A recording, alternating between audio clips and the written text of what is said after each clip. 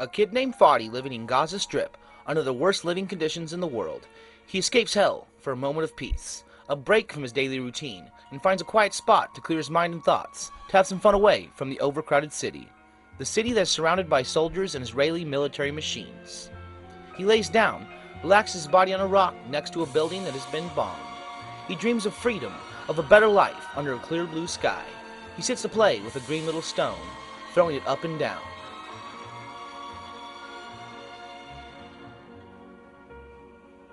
He hears mechanical chains closing in on him. He feels the earth moving. He got scared, knowing his enemy so well. His enemy knows no mercy, cruel, won't stop, won't rest. Killing is the only language knows the best, has no values for the human lives. Fadi runs for his life away from the moving tanks. He keeps on running, but the killer machines speed up behind him, trying to run him down. And how fast a kid's feet could run against those huge engines that made in America to stand the heat of the sun.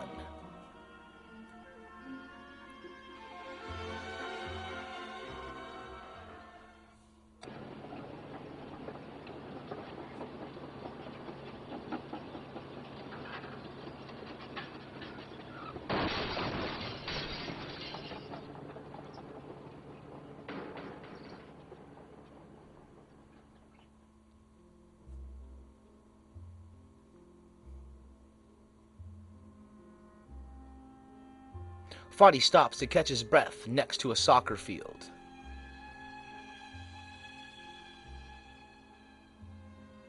Noticed him, his football team. They screamed, "Fadi has been chased!" They drop the ball and come to face whatever there.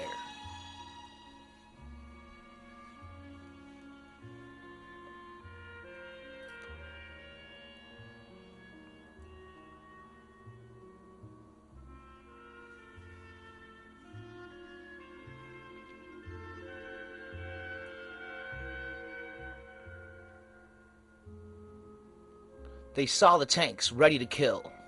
One said, "Not today." They grabbed the rocks and rained the tanks.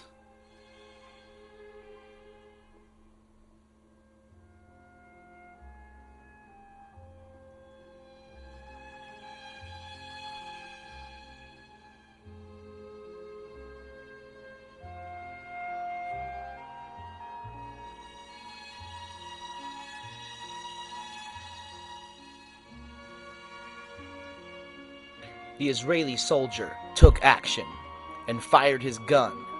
That was his first reaction.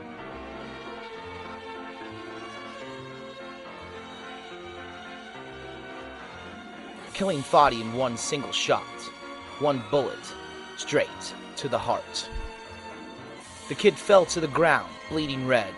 The whole field turned to blood.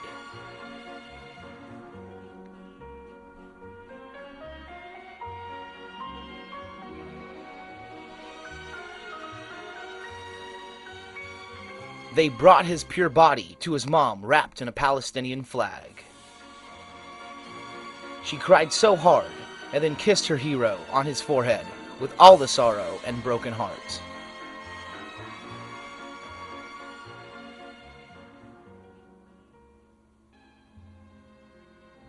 His father is next to her, still stunned, doesn't understand why they murdered his son. He closed his eyes tight shut, trying to know what went wrong. He went back to the beginning. It's like a movie playing in his brain. The whole thing came back to him. From stealing the lands,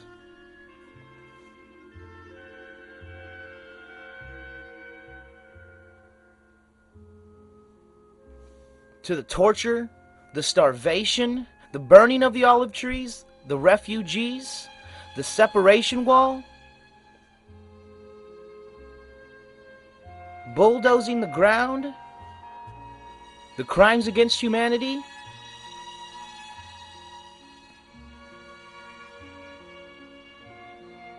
He opens his eyes for a second to find himself all alone in his room.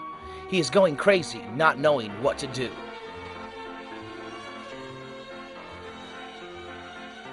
He looks up, asking God for some wisdom, for some help. The same movie still playing in his head. He sees the helicopter, shooting rockets in every angle, killing our babies, God's angels. He shouts as loud as he can. Stop the killings! Stop the occupation! Breaking our bones is never the solution! Please stop the mass graves. Stop the rapes. You can't just end our civilization by murdering our children.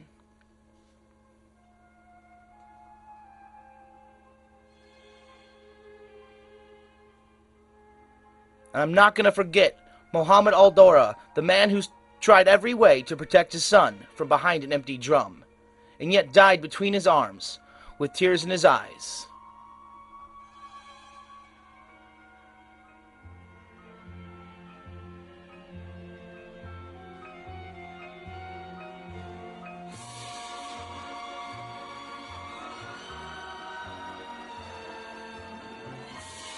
Slowly opens his hand to look at the little green stone, his gift to his boy.